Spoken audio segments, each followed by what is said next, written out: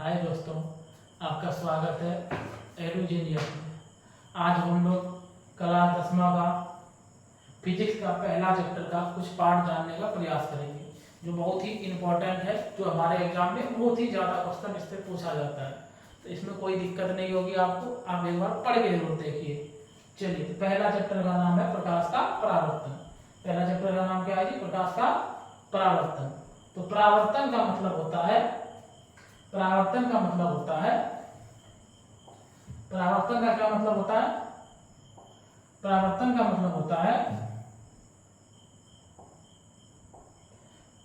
टकराकर किसी भी चीज का लौटना। किसी सतह से टकराकर कोई भी चीज जब लौटती है तो परावर्तन कहती है। टकराकर किसी चीज का लौटना, टकराकर किसी चीज का लौटना, टकराकर किसी चीज का लौटना, किसी वस्तु का लौटना, वस्तु का लौटना, टकराकर किसी वस्तु का लौटना, टकराकर किसी वस्तु का लौटना।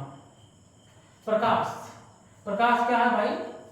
प्रकाश वैसा कारक है या वह पदार्थ है जिसकी सहायता से हम किसी वस्तु को देख पाते हैं। या प्रकाश यूं कहे तो ऊर्जा का एक रूप है जिसकी सहायता से हम किसी वस्तु को देख पाते हैं। आइए आगे देखते हैं इससे जुड़े हुए कुछ टर्म के बारे में। तो प्रकाश, पहली बात है प्रकाश किसे कहेंगे? प्रकाश, तो प्रकाश किसे कहेंगे भाई? प्रकाश वह भौतिक कारक है, वह भौतिक कारक है जिसकी सहायता से हम किसी वस्तु को देखने की अनुभूति प्राप्त करते हैं। यानी देखने की क्षमता होती है, देखने में मदद करती है, उसे हम प्रकाश कहते हैं। प्रकाश के कुछ गुण हैं जो एग्जाम के लिए बहुत ही इंपॉर्टेंट है। प्रकाश के कुछ गुण हैं जो एग्जाम के लिए बहुत ही इंपॉर्टेंट है, तो उस गुण को जानने का हम प्रयास करेंगे जी। तो पहला गुण है प्रकाश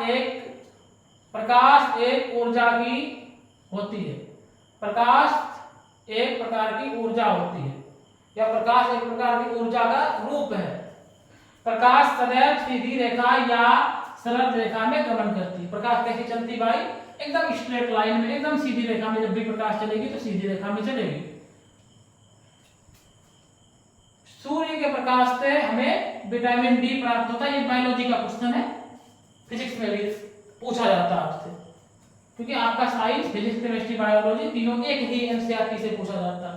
तो हमें सूर्य के प्रकाश से कौन सी विटामिन मिलती है जी? Vitamin D. कुछ वस्तुओं के बारे में जानेंगे, जैसे प्रदीप्त वस्तु। प्रदीप्त वस्तु, इसी को दीप्तिमान वस्तु भी कह सकते हैं। इसी को हम दीप्तिमान वस्तु भी कह सकते हैं। इसी को दीप्तिमान वस्तु भी कह सकते हैं। दीप्तिमान वस्तु वैसा वस्तु जो स्वयं प्रकाश उत्सर्जित करती है, उसे दीप्तिमान वस्तु कहते हैं। उसे दीप्तिमान वस्तु कहते हैं। जैसे सूर्य अपना प्रकाश उत्सर्जित करता है, तारा का भी अपना प्रकाश होता है, जलती हुई बल्ब, जलती हुई मोमबत्ती इत्यादि, ये सभी क्या है जी? इत्यादि ये सभी क्या है भाई साहब? ये सभी दीप्तिमान वस्तु है या प्रदीप्त वस्तु है। अप्रदीप्त वस्तु, अ का मतलब होता नहीं, जो अपना प्रकाश से नहीं चलता है, उसको कहते हैं अप्रदीप्त वस्तु। वैसा वस्तु जो स्वयं प्रकाश उत्सर्जित नहीं करती है, उसको अदीप्तिमान वस्तु कहते हैं या अप्रदीप्त वस्तु कहते हैं। भाई यहाँ थोड़ा मिस्टेक है, प्रिंटिंग मिस्टेक है। जैसे चंद्रमा का अपना प्रकाश नहीं होता है। टेबल का भी अपना प्रकाश नहीं होता है। कुर्सी का भी अपना प्रकाश नहीं होता। पुस्तक का भी अपना प्रकाश नहीं होता। पौधा का भी अपना प्रकाश नहीं होता है। आप अपने आसपास भी देख सकते हैं कि कौन सी प्रदीप्त वस्तु है और कौन सी अप्रदीप्त वस्तु है। चलिए आगे बढ़ता हूं जी, आगे जानने का प्रयास करता हूं जी।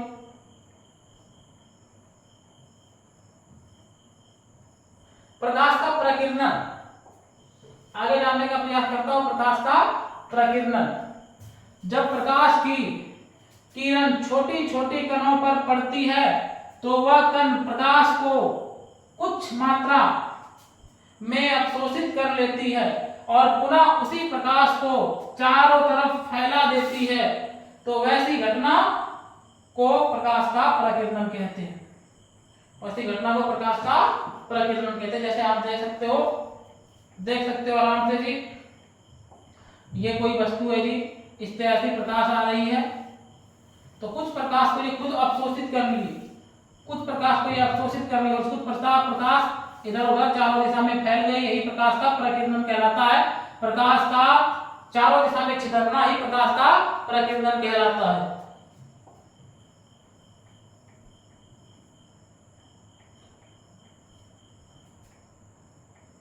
किरण किसे कहते हैं?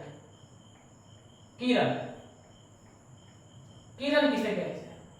प्रकाश को एक एरो के द्वारा लिखा जाता है, प्रकाश को एक तीर के द्वारा लिखा जाता है, इसी तीर को किरण कहते हैं, इसी तीर को किरण कहते हैं। इसको ऐसे तीर से लिख सकते हैं।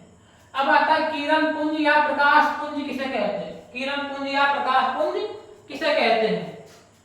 किरण पुंज, प्रकाश की किरणों के समूह को किरण पुंज कहते हैं। प्रकाश की किरणों के समूह को किरण पुंज कहते हैं। जैसे ऐसे देख लीजिए जी, ये प्रकाश के किरणों का समूह है, ये प्रकाश के किरणों का समूह है, इसी को किरण पुंज कह दिए। इसी को क्या कह दिए जी? किरण पुंज। ऐसे ये प्रकाश के किरणों का समूह है, यही किरण पुंज है जी। और ये भी प्रकाश के किरणों का समूह है। तो यहां से आप देख पा रहे होंगे कि किरण पुंज 3 प्रकार के होते हैं। यहां से देख पा रहे होंगे कि किरण पुंज 3 प्रकार के होते हैं। एक होते समांतर किरण पुंज जिनकी किरणों के बीच की दूरी बराबर होती है, एक होती अपसारी किरण पुंज जिनके किरणों के बीच की दूरी बढ़ती जाती है, और एक होता अभिसारी किरण पुंज जिनके किरणों के बीच की दूरी घटती जाती है। तो किरण पुंज मुख्यतः 3 प्रकार के होते हैं, अपसारी किरण पुंज, समांतर किरण पुंज और अभिसारी किरण पुंज। अपसारी किरण पुंज वैसा किरण पुंज जिसमें सभी प्रकाश की किरणें एक निश्चित बिंदु से निकलती है उसे अपसारी किरण पुंज कहते हैं। जैसे आप चित्र से देख सकते हो, इनकी किरणों के बीच की दूरी बढ़ती जा रही है भाई साहब। दूसरा होता है समांतर किरण पुंज, वैसा किरण पुंज जिनमें सभी प्रकाश की किरणें एक दूसरे के समांतर होती है उसे समांतर किरण पुंज कहते हैं। जैसे यहां देख सकते हो किरणों के बीच की दूरी इसमें हमेशा बराबर होती है। एक होता है अभिसारी किरण पुंज, वैसा किरण पुंज जिसमें सभी प्रकाश की किरणें एक निश्चित बिंदु पर आकर मिलती हो तो उसे अभिसारी किरण पुंज कहते हैं। जैसे चित्र से आप देख सकते हो, अभी हम आपको बता चुके हैं प्रकाश के किरण पुंज कितने प्रकार के होते हैं? 3 प्रकार के। पहला बताया समांतर किरण पुंज जिनके किरणों के बीच की दूरी हमेशा बराबर रहती है, ना तो बढ़ती है ना तो घटती है। दूसरा बताए अपसारी किरण पुंज जिनके किरणों के बीच की दूरी बढ़ती जाती है, जिनके किरणों के बीच की दूरी बढ़ती जाती है, इसको कहते हैं अपसारी किरण पुंज। और जिनके किरणों के बीच की दूरी घटती जाती है इसको कहते हैं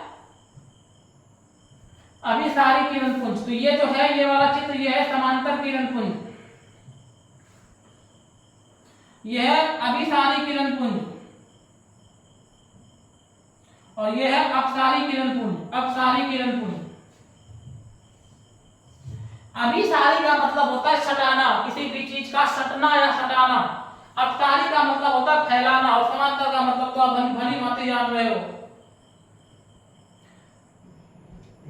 और पदार्थ के कुछ जानते हैं ये। और पदार्थ कैसे हो सकते हैं? पारदर्शी वस्तु, वैसा वस्तु जिससे होकर प्रकाश आर पार हो जाए उसे पारदर्शी वस्तु कहते हैं। जिससे प्रकाश एक ओर से दूसरे ओर पूर्णतः पार कर जाती है उसको पारदर्शी वस्तु या पदार्थ कहते हैं। जैसे शुद्ध जल को देखोगे तो इसमें प्रकाश एक ओर से दूसरे ओर चले जाते हैं आराम से। वायु, हवा से भी प्रकाश एक ओर से दूसरे ओर चले जाते हैं। कांच इत्यादि, कांच मतलब शीशा, एक तरह से शीशा ही है कांच। फिर होता है पारभासी पदार्थ या वस्तु, वैसा वस्तु जिसमें प्रकाश की किरण कुछ पार करती है, पार होती है और कुछ परावर्तित हो जाती है तो वस्तु को पारभासी वस्तु कहते हैं। जैसे थीन पेपर, पतला कागज, कुछ पार करता है कुछ परावर्तित हो जाता है, कुछ पार करता है और कुछ परावर्तित हो जाता है। कोहरा, कुहासा जिसे आप कह सकते हो, तेल से भीगा हुआ कागज इत्यादि। हमें उम्मीद है कि आपको समझ में आ रही होगी। नहीं आएगा तो आप कमेंट बॉक्स में पूछ पूछ सकते हो आराम से।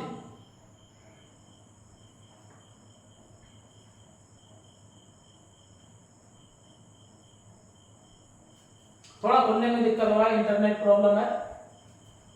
कोई दिक्कत ना, खुल जाएगी। जाना कहाँ है, खुलना ही है।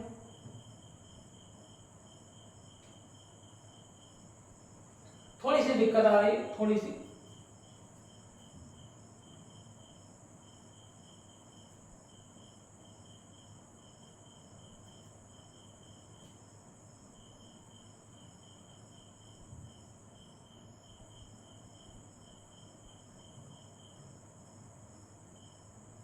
चलिए भाई, एक और होता है अपारदर्शी वस्तु।